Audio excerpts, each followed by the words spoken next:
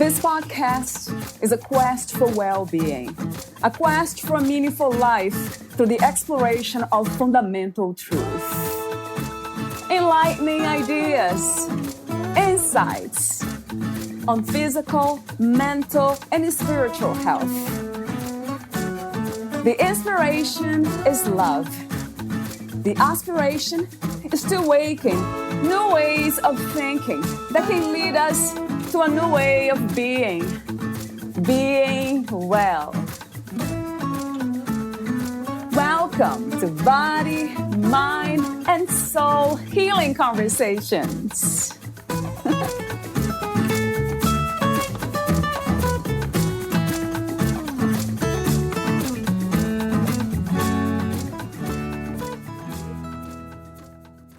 The world is constantly nudging us, pulling, pushing, cajoling us toward our heart's longing and our true expression of joy.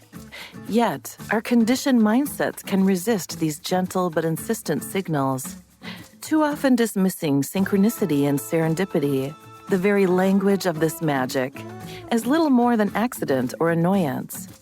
Playful but potent, Be the Magic nudges us too, showing us how to open ourselves to this ever-present guidance, to live a more peaceful, passion-filled, and enthusiastic life. With deep wisdom and a lighthearted tongue, Diane Pienta serves up personal stories and lessons learned in a collection of uplifting and actionable daily practices designed to train us, our minds, our bodies, and our hearts, to become joyfully tuned in to the guidance presented to us at every turn. Pienta's clear, strong vision provokes us to fully recognize that we inhabit this beautiful planet for a mere blink of an eye. And Be the Magic shows us that when this grand realization is nourished by small daily acts, our magic inevitably blooms in our lives, in the lives of others, and in the world herself. Valeria interviews Diane Pienta, the author of Be the Magic, bite-sized nuggets of wisdom to feed your joy, nourish your soul, and open your heart. Diane is also a forest therapy guide, healer, and creativity mentor who loves to help others reclaim and share their unique gifts through spiritual tools of all types. Her life is devoted to nature, creativity, connection, and community. A passion for helping others has been a thread throughout her previous 25-year business career in the hospitality, consulting, and real estate fields.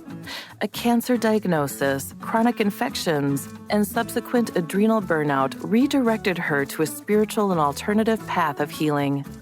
She credits the power of nature, creativity, energy medicine, sound, and spirituality with her health, and loves to share so that others can live a vibrant, joyful life. Diane spent the last 20 years experiencing, studying, and sharing numerous healing modalities, and she intuitively weaves nature, art, writing, sound, and movement in her work. She understands how knowing one's gifts and sharing them with the world is a pathway to peace and healing. Offering forest therapy walks, Qigong classes, writing and creativity workshops, sound healing sessions, and individual coaching sessions, Diane creates space for others to play and discover their own innate wisdom. She has deep compassion for people who are in transition periods and loves assisting others to unlearn limiting beliefs and patterns. As a writer, Diane uses words to heal and create peace. She loves and honors the land deeply and is devoted to help others reclaim their connection to this magical world. In her spare time, she can often be found hugging a tree at sunrise, dancing with the moon, fiddling, felting, or gathering wonder makers to frolic and picnic at sunset. In addition to her healing certifications, she holds a BS from Cornell University, a certification in positive psychology from Whole Being Institute, and has studied at the Radcliffe Institute. Meet Diane at dianepienta.com. Here's the interview with Diane Pienta.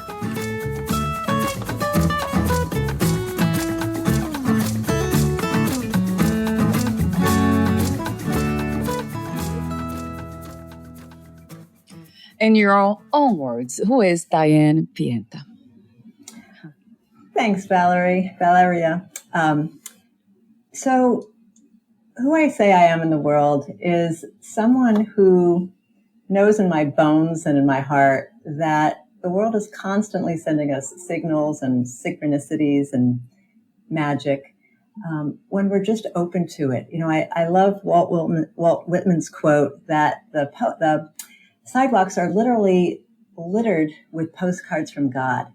And I see how, myself included, we all have these blocks and these blinders.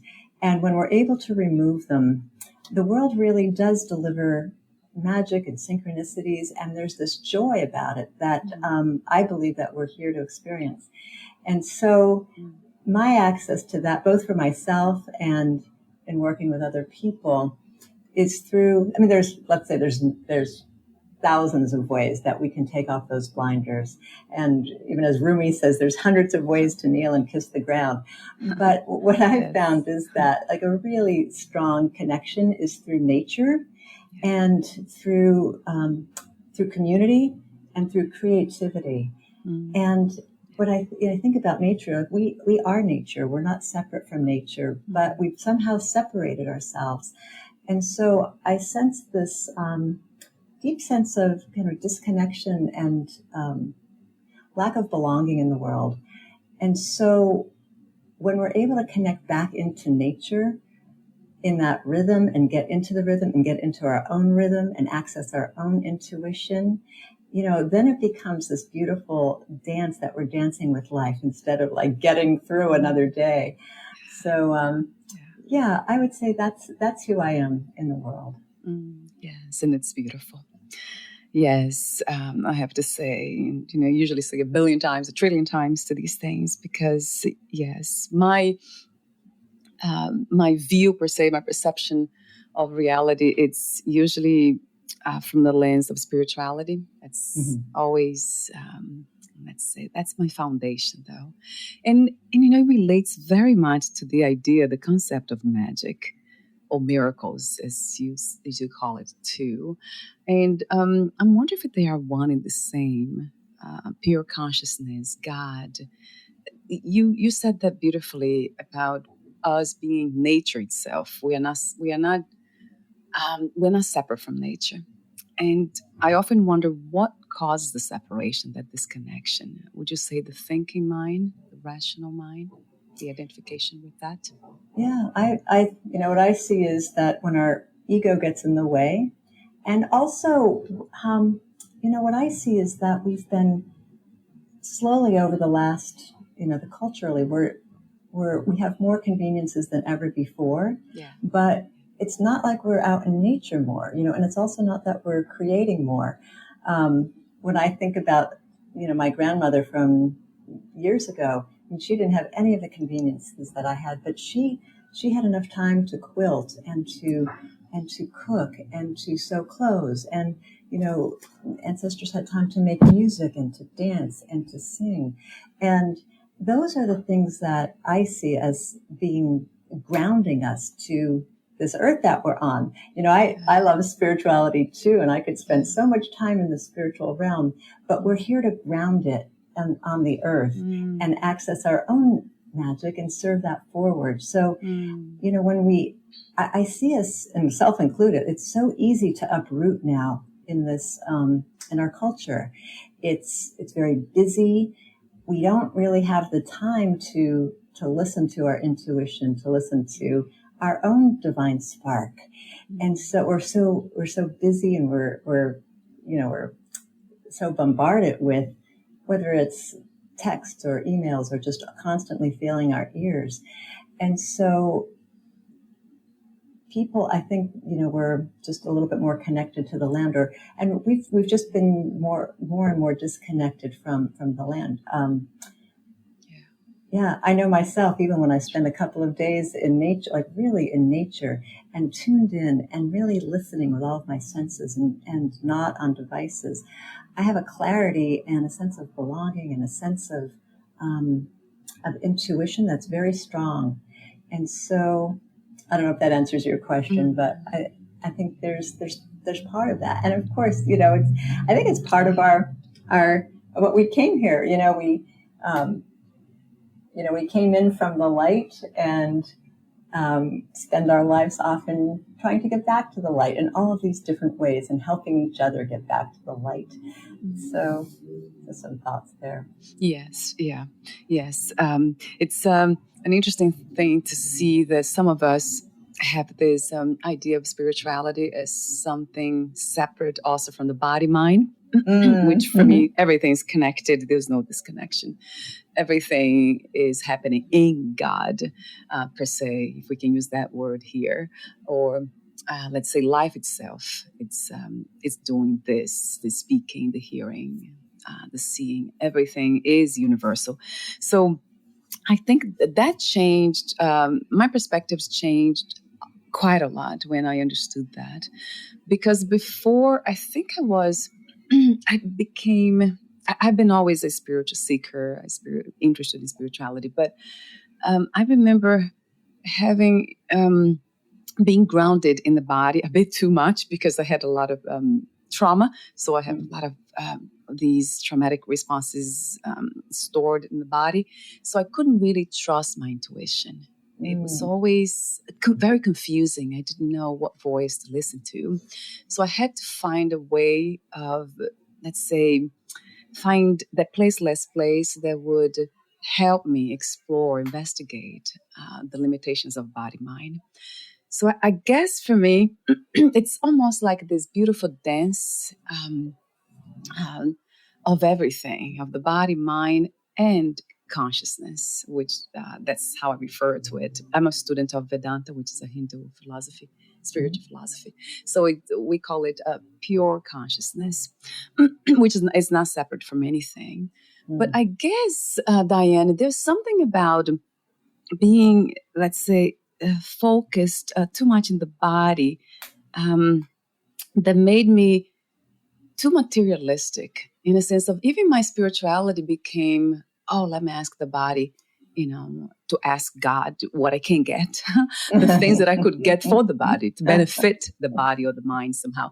So that didn't resonate, with that, in that period. So talk to me for a moment about that again. How can we be connected to the body mind? Yes, of course, but without that, I would say that obsessed attachment, to things, to the physical reality as being just that.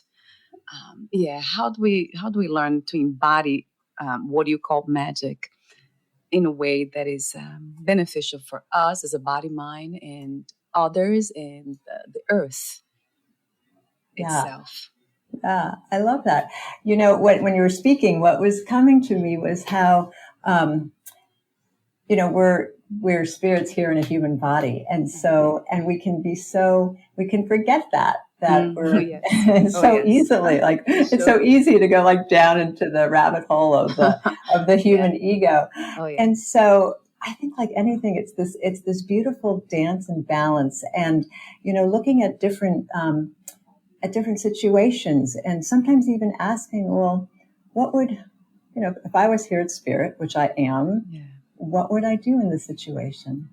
Or looking, accessing it from your own spiritual perspective.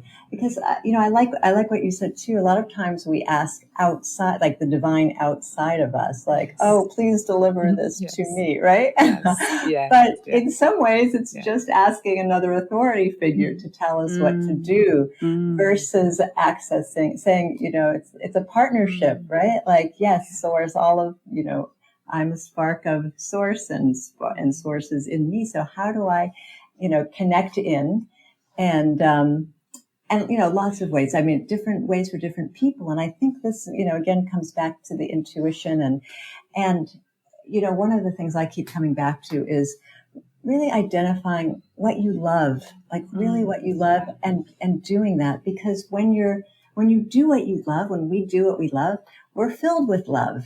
And then we're in that space of acting from love versus fear, which is a sense of contraction or I don't know, or, all of those pieces. And the more we can identify what is it that we love, and also getting into service, and I look at what you're doing, right? Like you're of service, and you're not just keeping your spirituality for your own self, but really sharing it with the world. And, I don't know if you experience this, but when I'm in service to other people, like all of the noise, service in a way that I love, Right. and that is aligned with like who I am, then all of that noise just kind of falls away. And even if I'm maybe out of my comfort zone, or if I'm challenged in a way, it still brings me back to who I really am. Like, right? Like we all have these amazing lights, and I see it as us seeing each other in the light. And so, and even having community around us that's able to say, hey, wait, that's not who your light is, or wow, like that is like, so you, like reflecting that back to us too as a support, can be super helpful too. Right. Yeah. That's beautiful, though. That's one of the messages that in your book that really caught my attention. So, because I just mentioned the book. So the title is Be the Magic, Bite-Sized Nuggets of Wisdom to Feed Your Joy, Nourish Your Soul, and Open Your Heart. I mean, even the words that you choose to use, they're so inviting. They're very tasty in a way. Isn't it interesting? And like I mentioned off record, your book too, I have here, I'm holding it. So it has this weight too, that the touch, it's the body feels very comfortable with, the eyes. So it's a sensory experience too. So you are really living the message, because it's everything, right? It's the body, it's the mind, and it's the soul, right? Observing all this, having this experience. So it's really beautiful what you're doing, Diane. It's soulful. And I do find that with spiritual, I do find with most people that I talk here and I work with, that they are, in a way, hungry for that, for deeper investigation into the realm of spirit, of what we are, not just who we are, but what we are. And I noticed that even with scientists, every time I mention anything and what I think I know about spirituality, they tend to open up and agree with some of it, not all of it, but some. So there's this almost instant connection, deeper connection that we make when we start talking about spirituality. So when you talk about your message, your beautiful message about doing what you love, I think very much has to do with that. I know that a lot of people do things that seem to be very physical oriented. Let's say selling shoes, or it's a hairdresser, fixing hair and all that. But there's something, if we start a conversation with them, it's so easy to see that they would really gravitate towards spiritual things, spiritual concepts and ideas. So maybe that's, I don't know, but that's what I have seen here by being in contact with so many people, that's really the case, which means, to me, it's a confirmation that we are coming from the same place. Our essence is the same. It's spirit, is consciousness, is God. It's one, it's not two. So with that in mind, I have to ask you, I usually ask this question to everybody. Did you set an intention when you wrote your book? Did you have a specific purpose to reach? Oh, I did. Yes, I did. And the intention was simply that I wanted a source to write through me, and to take my ego out of it, and not be attached to any of the outcomes. And also, for, every time I sat down to write, I said, just, write through me, write something that will touch somebody's heart, that might ease their heart, might open their heart, and have it be an access to peace. Because, when our heart is, and I like what you were saying too about, more people are open to spirituality. And, we've been so mind-centric for so long. And, like, here we are. Like, there's so many issues in the world right now that just take a deeper, are not going to be solved simply by logical mind thinking. We need the mind, absolutely, to process things. But just getting into our heart space more is really where I think a lot of people are starting to to gravitate to and be curious about and say, well, what else, what is there? But yes, I think intention is so much. And, you know, you mentioned, like, if you talk to a hairdresser or someone who's selling shoes, and, you know, what I experience is that no matter what we're doing, it can all be intentional. Like, you know, I mean, the person who cuts my hair, I'm so grateful to, because they help my hair look great, right? So if you're doing it from a heart-based space, you know, it's kind of that idea of let your life be the prayer of no matter what you're doing, let that be the prayer. If you're selling shoes, let that be the prayer. That's a service, you know, we all need shoes, you know, I don't want to go barefoot. I like to go barefoot, but, but to do it in a way that makes a connection. I mean, there's, in all of those areas, you have an opportunity to make a connection and make a difference in somebody's life. So, wow, I love that. What's not to love about that message? That's a profound one. It's practical at the same time, right? It's just, that's it. Yeah, you're being the message, not just delivering a message, right? For some reason, I think, you know, I read in your book, it's kind of funny. I mean, it was funny and painful at the same time. I think you talked about don't be afraid of silence, right? That's one of the messages. I love to talk, and I talk too much, I guess, sometimes. My husband, he keeps telling me, like, you know, give me a break, because I come from these interviews here or whatever I read on my spiritual practices, and then I go to him because he's the only one close to me, the closest. And he's just, sometimes he can't take it. It's just too much for him.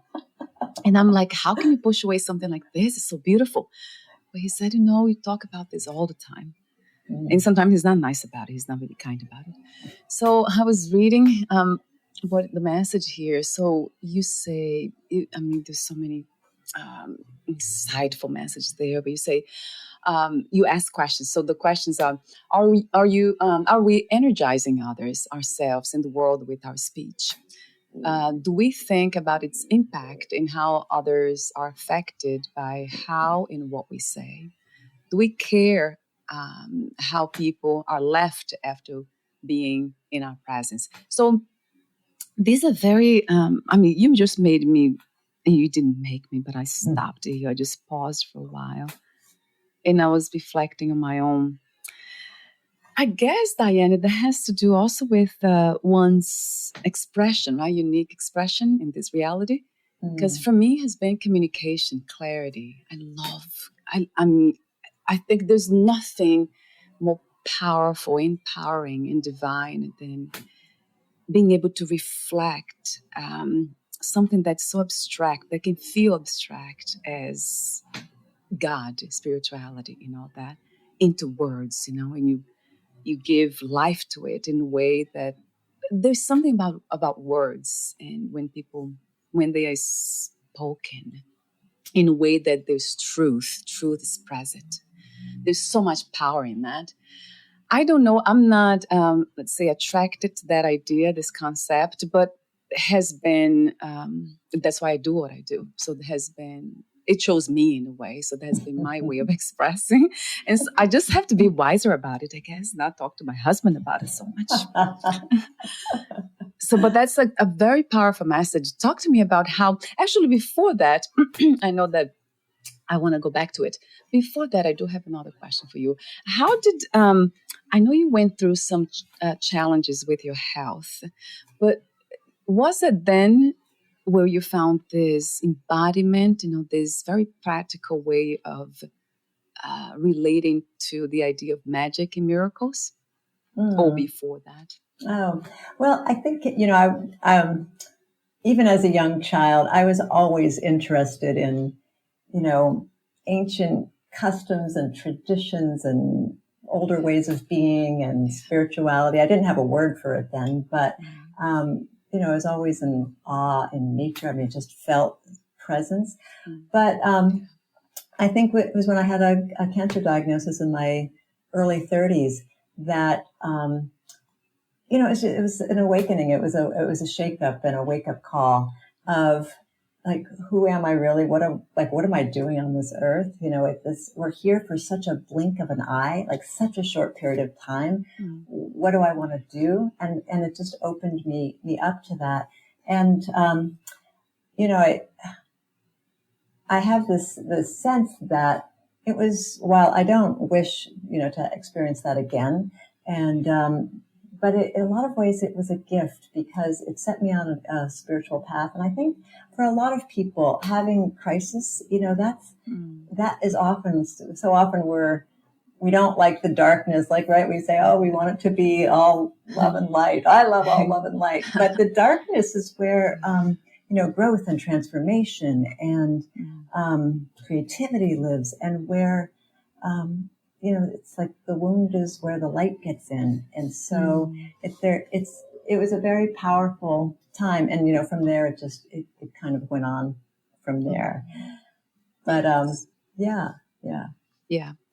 That's another question that I often ask. If it's suffering, it's always necessary in order to grow, to go deeper into, the nature of our own being. I don't know. You know what I feel a lot of times? Because ultimately we're not the body, because the body will, let's say, it will dissolve. So in the mind, it feels to me too, it's not a stable place to live from. It's not a reliable one. So both of them. So I really think that in a way, suffering, it's a way of life's, it's a way that life shows compassion for us because we're so identified, right? Attached, obsessed with the idea that we're the body, mind only, that something must happen. And it's not that it's on purpose, obviously not. We see that in nature, as you mentioned beautifully, that we are nature. We see that in nature too. It's always, something's always happening. It's coming. You see the autumn, the leaves, they become all brown and orange and red. They're dying. It looks beautiful. It's death. And then everything renews itself again. So I think that's suffering. It really is. The more I reflect upon that topic as an experience that has been, in my case too, going into deep suffering, unnecessary suffering, to really realize certain things. So because we are not the body mind, essentially we are expressing life itself through the body mind in a very unique way, which is beautiful. But it's limited, it's temporary, it's finite. So I think the infinite is always kind of knocking on that door and then make some cracks, like you said, open, making some, something. Who wouldn't want to be, let's say, who wouldn't want to have a guest called infinite? So, but it's not, it's painful, isn't it? If we are identified with the limited, with the finite. So I don't think we would recognize the infinite that easily. So it has to be.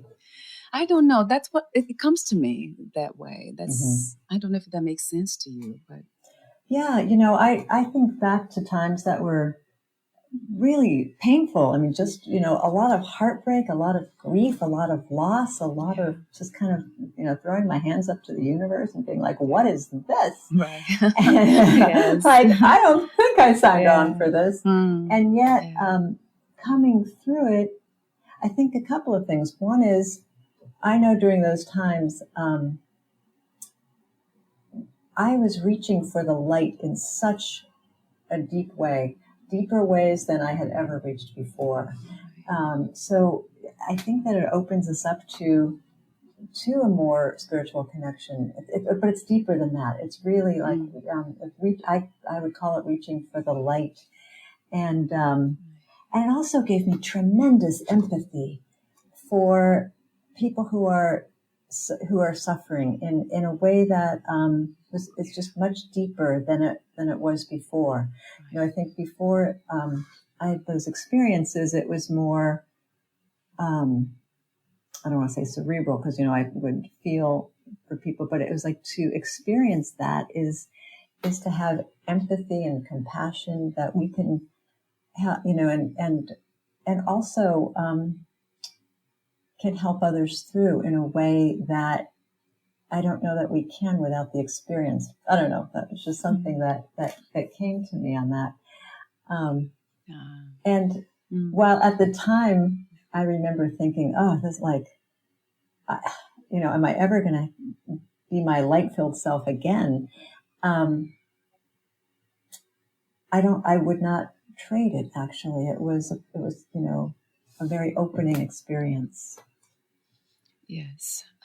Yes. I think experience is what we really need in order to really learn. I remember asking a question. There's this ending question that I used to ask everybody. Now I'm not anymore for some reason. But I used to ask, what 3 experiences you wish everyone to have before they die? And I remember somebody saying something that nobody did.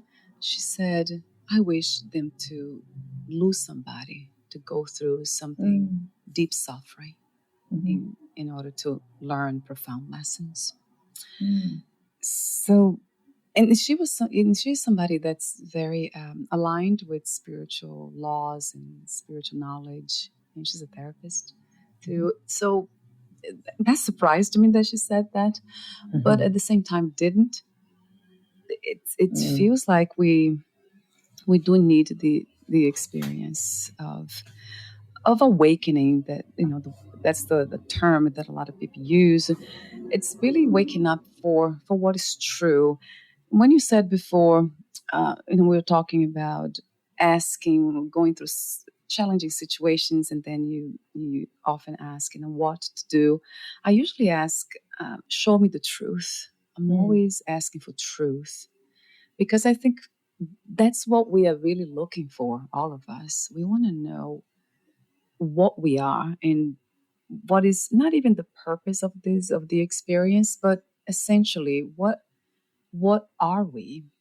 And then once we get to that, to understand, really realize the truth of our nature, everything changes. Yeah. And it doesn't at the same time. Isn't that interesting, Diane? It does, but it doesn't, because we don't change the world.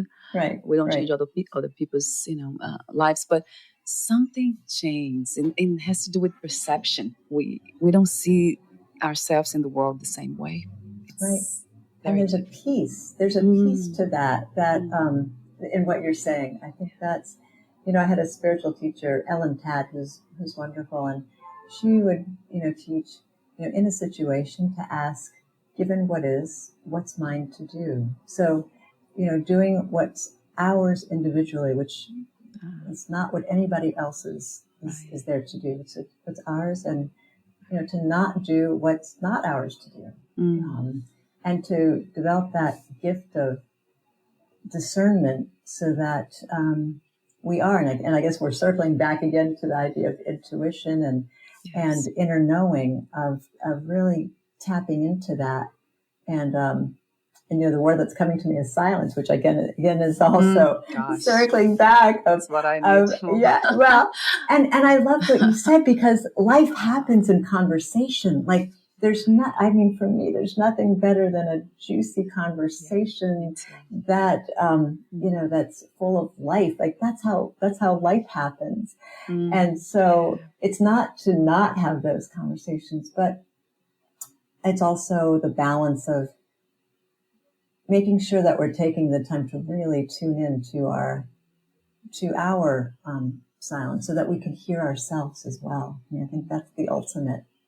For me, it's one of the things has been on my path of really following what is true for me, not getting swayed, not getting out of my own lane, but just really staying there. And it could be difficult. It could be challenging, especially in this culture. We're constantly being told what to do and what's the best and what's the right direction, and to hold it steady, regardless of the winds that are just rushing around us. It's an art, and it's a practice. It doesn't happen overnight, and so cultivating those practices in good times before before you're in a challenging situation, I think is really key. Yes. I absolutely agree with this idea of balance in a way, right? Being able to know. I think you're speaking of wisdom. That's what it is, isn't it? There's a big difference between wisdom and beliefs. Belief systems. That's something that I try not to. I try to be aware of that I'm not coming from belief systems. But there's something about that call in your book. That message was definitely for me. Just being more silent, especially around certain people. Because it's certain people. It's not really everyone. But you see, I wish that because I'm coming from a place of freedom too, spiritual freedom, where you can just. I know I can. There's a lot of self-trust here, so I can just say things, truthful things in a kind way. I know I can do that. I can communicate. I can have a conversation with anyone without getting into conflicts. So I know I can do that. But not everyone can do that. And that's the interesting thing that I just found out in a very innocent way, because isn't it like obvious that not everyone's the same? But I guess I didn't, because I come from that place like freedom. We are here to enjoy this. We are infinite. Yeah. We are just going through this, let's say, perceived limited experiences, but it's just that. So why can we have more fun in a way, meaningful fun? Right. So that's one thing that I don't know if. Yeah, I do. I still have to go back to my own silence, right? Practicing around those people, but it would be wonderful to live in a world that we can just talk about anything and be open, right?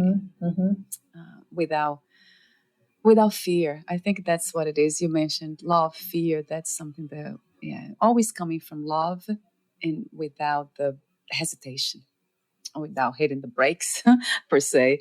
Right. But not everyone is there yet. So I guess we have to go back to wisdom then. Your wisdom. I think so too. Your magical wisdom. I think it's a lot of, what I sense is that there's a lot of what I would say uprootedness. And so, literally, like not physically, although there's that too, but we're not grounded to ourselves. I know myself, if I'm not grounded, I could easily go into fear and then speak and communicate from that space. And, even being conscious, sometimes that will creep in and then I'll say, oh, wait, that's not who I am. But I think that's part of it. It's part of this experience, right? Yeah. So I wonder if that could happen, Diane, if this is a realistic goal per se to have, to be so grounded that we never really come from fear. We're never in doubt. We're never. I'm wondering if there's such a thing. Well, that's an interesting question. My sense is that, and I don't know, I think there are some people who have reached a high level of practice, and we call it enlightenment, that they're able to do that. I think it's part of the practice, right, of just being alive here and experiencing all of this and being able to be gentle with ourselves and not necessarily trying to get to a particular spot, but like, that, I would do that differently, or I learned from that. And so, but I think the more we can look at nature and look at how, nature, when nature is naturally grounded, where we're in natural places, there's a rootedness. And there's lots of different practices too. So the more that we can, if we're talking about, we can do what we love, we could have conversations with people that feed us and that are soulful, the more we can be in this flow where we're guided to the actions that bring us more joy, that are aligned, that are brings us people who we're aligned with, who conversations that that are aligned for both people. So when we're in that, life just becomes like just great. And sometimes it's kind of like we were talking about the darkness and the suffering. Sometimes I think we need that, just the opposite, just to say, oh yeah, like I remember how great it feels to be grounded and in flow. Let me get back there. Yeah. Yes. You know, and to have empathy for those to remember for those who are not at the moment, you know. So when you're in connection with somebody who's clearly not grounded and is not speaking from love, you can be like, oh yeah, I know what that's like. Yeah. Right. How can I be kind? How can I help you get back into a grounded space instead of like, oh, what a jerk, right? Like, well, sometimes that happens too. Like, okay, I can be kind, and then at the same time, there's this pushing away of what's unkind, and I think that's something that I'm learning. Wow, what an amazing practice, right, Diane? And not to push away anything, just to be present to them, just always being. In a sense, it's not about perfection, being perfectly still or perfectly unemotional, but there's something about that question again that I often ask: what is the truth? You know, what am I to see here? So I'm always, and sometimes that arises. Yeah, my husband, when he's really acting up, then that's what comes up. Like, okay, what's the truth here? And then compassion comes in. Yeah. Right. Or even sometimes asking the question, what's the gift in this? What's the teaching in this? Yes. What do I need to learn about this? Yes. Gosh. Yeah, that's a big one. You know, I talk to a lot of therapists, so I know you're a therapist too. A forest therapist guide. Oh, I want to go back to this. I actually have in front of me here. But yes, so I was wondering if that has to do with emotions, trapped emotions again. So have been married 3 times now. So I've been, maybe my choices came from that place where, from trauma kind of based choices. And then the more healing work I do, and the more, let's say, spiritually grounded I become, and then I find myself in situations that, how did I get myself in this situation? Because it feels like it's not in alignment. This is not aligned with what I know to be true. But then it's almost like creating the structures that we can't really take them down. Perhaps not, that it will be painful, not just for me, but for others. So I try. It is the case very much with families, as you might know. It's not easy even to let go of the body at the end when we're about to leave the body to die. So I think this is an interesting. It's fascinating to me, especially the letting it go, just gracefully, of things that are not meant for us, but in a way that doesn't cause unnecessary suffering. So that's always my reference, my guiding principle. So I want to make sure that I don't get hurt with body, mind, and others too around me.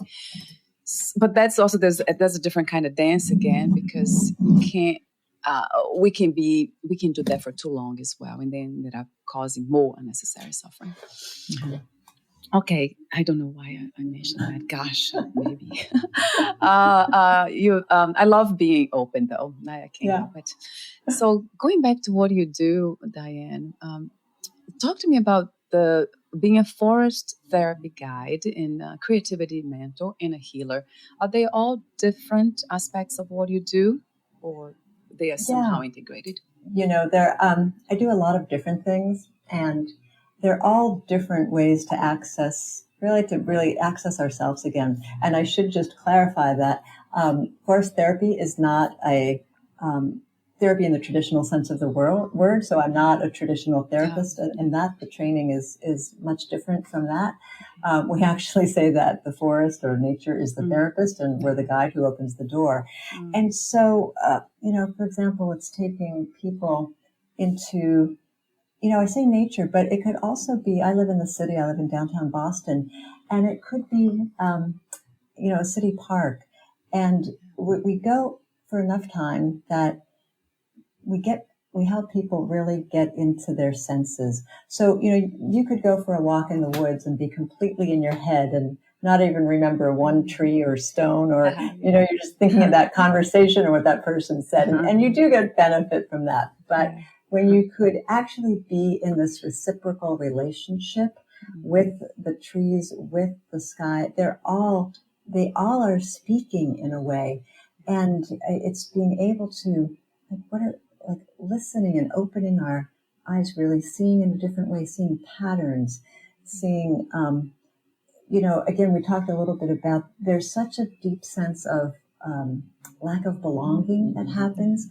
But when we're able to go in and actually be in relationship with nature and also be in community, the combination of that is really powerful. So we'll be on our own looking at different, really experiencing different aspects of it, and then coming back together to share, to speak, as you talk about to speak about what are you noticing?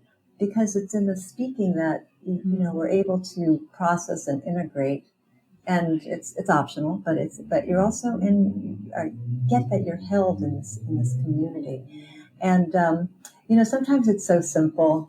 I wonder. I think, wow, is this doing it? Like, I know I love it and I feel differently, but every time I lead a group, somebody or a few people will say to me afterwards, that I get that this is actually a life-changing experience. Or I'll see somebody who seems maybe even kind of aloof and disengaged during the process, all of a sudden, like, tears streaming down their face and saying, like, I didn't realize how much I missed being in nature like this. Like, I didn't realize how disconnected I was. So it can be a really profound way of connecting again. And one of our in our trainings, it talks about how we only protect what we love. And so and it's very, to be in love with something takes some tending and takes some time and takes some nurturing. And so when we could really get to know, and it could be, again, it could be the tree outside your window, and there's so much beauty outside. So, and it could be just looking up and looking at the sky. I mean, I'm looking out my window now at these amazing clouds that are going by. And so when we can be in touch with that, it helps us to get in touch with our own magic. That's when we actually can help us get what I would call messages or just really connect into a deeper part of ourselves. And again, creativity, I really see as creativity as an end to suffering. And there's some wisdom that, when one is in grief, that's like making beauty out of that as the antidote. And, the act of creating, we're here to create. I know myself, I think you have a wonderful quote on your website. I don't see it in front of me, so I might not get it right, but happiness is when, what is in the love inside of you wants to be externally expressed. And that's the ultimate creation. So when we're not creating, and we're not creating in a way that really feeds our soul, I think that's part of what leads to depression, to sleeplessness. I know before I was writing my book, I was really avoiding writing my book. I was a little afraid, honestly. I was kind of scared. And I actually stopped sleeping. And it was like my soul was like, you are not going to sleep until you write this book. Yes. And it was the only thing that actually... it was the only thing that actually kind of let me sleep again. And, I think maybe people can relate to this. When you've done something in the day that has been a real expression of your own creativity and creation, you just sleep better at night. You go to bed feeling like that was a good day. Right. Or if you've got something that you're interested to start the next day, you get up and like, I'm excited to start that. And that's an access to peace. The more of us that do that more often, I sense it rippling out in the world. Yes. Wow. Beautifully said.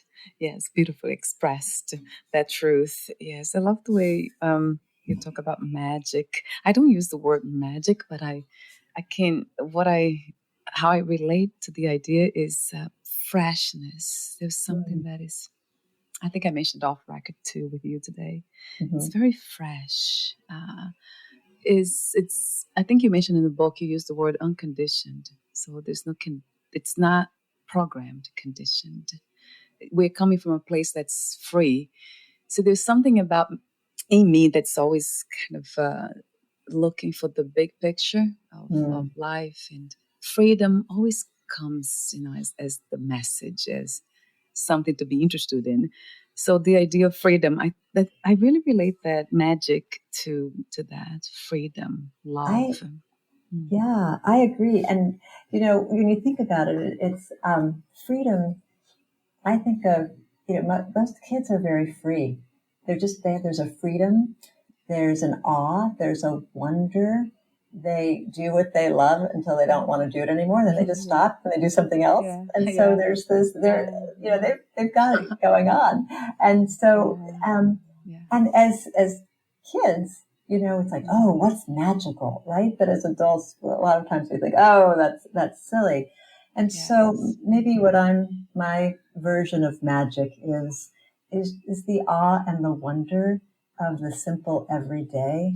Like there's like the sacred of the everyday, what's so that we just take for granted, that we walk by every day, or this, oh yeah, that's used to seeing that, or so the fresh. And I love what you say about freshness, because it's seeing something with new eyes. And I know when I moved to this part of Boston, I thought I was moving more into the country, more with nature. But anyway, circumstances had me come back into the middle of Boston. And at first I was like, what am I doing here? Yes. And so I walked out the door and I said, okay, lead me to magic. And I had no idea where I was even going, but I just followed where my feet were taking me. And I arrived at this ancient beech grove. It's said to be the largest and oldest beech grove planted in the country. And it's a park, and it was and it was these beautiful old European beeches. And I thought, how could I have lived in Boston for 30 years before this and never have seen this? And then it took me to the community gardens, which were unbelievable, and a man having tea there and having this great conversation. So, I think staying in the space of, I can't believe I'm here, I don't want to be in the city, just blocks all of that. It's not even visible. It's not even possible to see it. But looking up with that freshness, as you say, all of a sudden it just feels like, wow, where am I? What else am I going to find? Yeah, it becomes playful, right? Yeah, in a way. Yeah, there's a lot of playfulness, and the funny thing is the word light that you've been also mentioning here, it relates to that, being light, playful. So that kind of goes hand in hand with magic, doesn't it? Right, like having a light heart. Having lightheartedness. Yes, that's it. Oh my God, that sounds so wonderful. If we all could access that, right, in this lifetime. Yeah. And I love your work though, because that's you guiding us to reach this state of being. That's really the point. That's what you with your book, with your work, and with your words and your presence. That's what you're doing. You have a beautiful presence too. So all that coming together to guide others. That's just, I can see clearly life doing this. This is not personal. It is universal, because that's life supporting itself in every way through these unique expressions that we are. Thank you so much for your presence again, Diane. Oh. Gosh, I could talk to you forever. I made so many notes here. Like, gosh, I'm late already. But I want to mention, before we say goodbye for today, I want to mention the what else caught my attention in your book, the section about sing your words. That really stopped me too and made me reflect on singing, dancing. There's a quote, you say, a wise woman once offered me this advice: the quickest way we lose our power is when we stop singing and dancing. The quickest way to get to our to get our power back is to start singing and dancing. So, and that kind of reminded me how, that I used to sing and dance before many years ago, and then I stopped. That ended. My husband too, actually. He used to dance, not sing. He's a horrible singer. I was not that bad, but I was not that great either, but I loved singing. So now I stopped everything. So that was just a fresh, beautiful reminder. Oh, really was, though. Yeah. I hope you start singing and dancing again. It's in our biology, our ancestors did it. We did it. It's so natural. I hope you do. Yeah. Yes. Okay, so you definitely planted that seed as a reminder. So I'll go back. Your book is here as a reminder next to me, so I can't forget. So another message was, your comfort zone will kill you. So that it seemed very harsh in the beginning when I read it. Kill you? Gosh, the comfort zone, it feels really, anything that feels comfortable, too comfortable. But of course you, in a very... let's say, kind, gentle way, logical and practical, you explain that in that section. And that's so true. And there's, I think there's you quoted somebody there. I don't know how to pronounce his name. Martin Fractal. Yeah. Mm-hmm. The modern world has so much comfort. This is depression's litter nest. So you connected there, the message is that depression is connected, or mental illnesses, right? And mental conditions connected to being comfortable, which has to do with belief systems. So powerful message there. And then I love that too. Don't wait for perfection. Just get in the game. Just do something before you're ready. I love that. The beautiful messages, so many of them. And then I had here the smallest actions that have the power to transcend the biggest wrinkles. And then you give some of the ideas. Meditate for a moment. I mean, everything that you've been talking about here in a way. Watch a funny video. And then you have the perspective section that caught my attention too. That stopped me. And then, of course, wonder, and so many others. I can go on and on and on. I made a lot of notes here. So would you like to add anything that you left unsaid? Any questions that I didn't ask? Or read a passage in your book? Oh, gosh. I'm not sure what we have left for time, but I think you've done such a great job just, facilitating this conversation, and it's so great. I'll mention two of my favorite vignettes in the book. Yeah. One is called Transition Time, and that's about taking the pause in between what we do we generally feel from the time we get up in the morning until we go to bed, we're generally going pretty nonstop.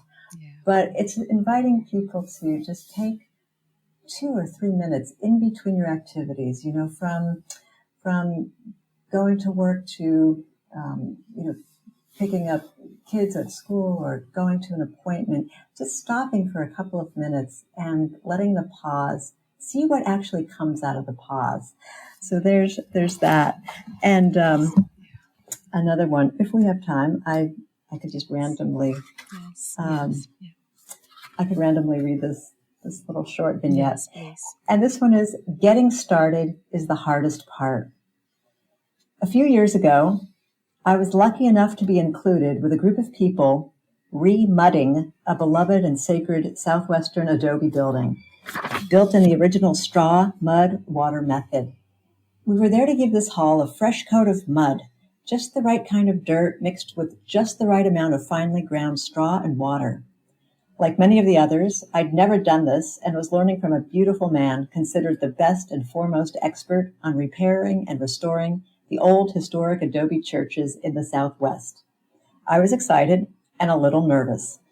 He started our instructions. Get yourself a bucket of mud and maybe a trowel. I was ready for elaborate instruction on how to trowel a smooth finish, nervously hoping my work would be good enough for this special building. I figured we'd have a few hours of instructions and then be allowed to practice somewhere. Our teacher walked over to the wall, plunged his forearm deep in the mud bucket, and slapped it on the wall, smoothing it around with the palm of his hand. He looked at the trowel and tossed it aside. He did this twice more and then said, "That's how you do it. Go ahead. You'll figure it out." The small group of us hesitated. Yeah. Responding to our questioning looks of surprise, he said, "It's like so many things in life. The hardest part is getting started. You just have to get in and do it." I thought of how many times I'd put off doing something I wasn't skilled in because of not getting it right or thinking I needed a lot more preparation and education. And here was a master craftsperson setting us loose on a sacred building whose instruction amounted to little more than just do it and figure it out. Friends, this is a joyful way to live. Is there something you're delaying that you can start right now? Just put your hand in and feel the mud. You can do it. Your soul wants you to start.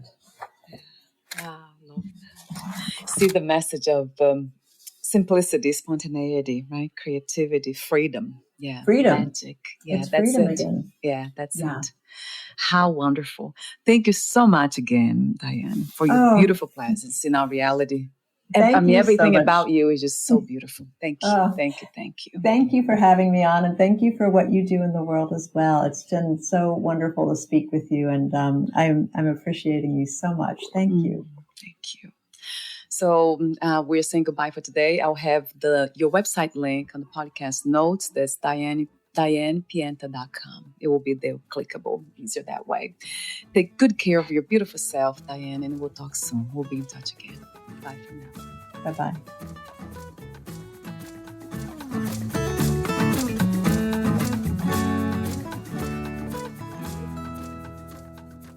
Thank you for listening. To learn more about Diane Pienta and her work, please visit DianePienta.com.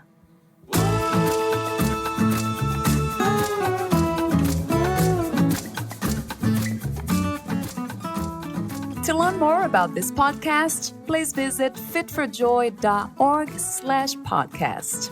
Thank you again for listening, and bye for now.